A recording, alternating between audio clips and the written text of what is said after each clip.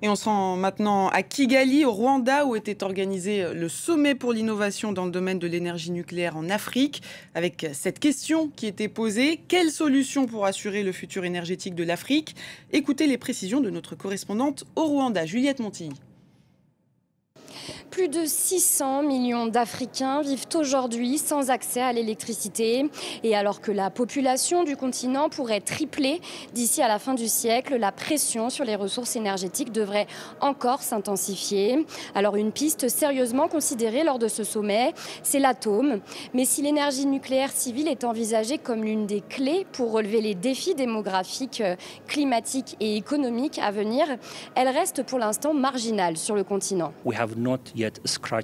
Nous n'avons pas encore effleuré tout le potentiel de l'énergie nucléaire en Afrique. C'est pourquoi nous devons initier des relations industrielles, une coopération mondiale avec des institutions internationales telles que l'Agence internationale de l'énergie atomique, afin de mettre en place les conditions juridiques, réglementaires, de sûreté et autres nécessaires pour jeter les bases du développement de l'industrie nucléaire. L'Afrique du Sud est actuellement le seul pays du continent à exploiter des réacteurs nucléaires, mais de plus en plus de pays africains commencent à s'intéresser à l'atome. Dans ce contexte, la coopération internationale s'intensifie.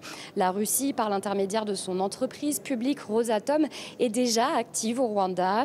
Les États-Unis ont signé quant à eux un accord avec le Ghana pour aider au développement de petits réacteurs modulaires. Cette technologie figure parmi les principales innovations discutées lors de ce sommet.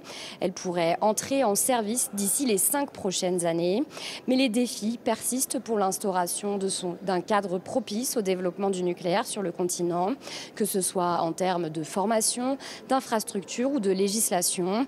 Autant d'enjeux actuellement abordés ici à Kigali.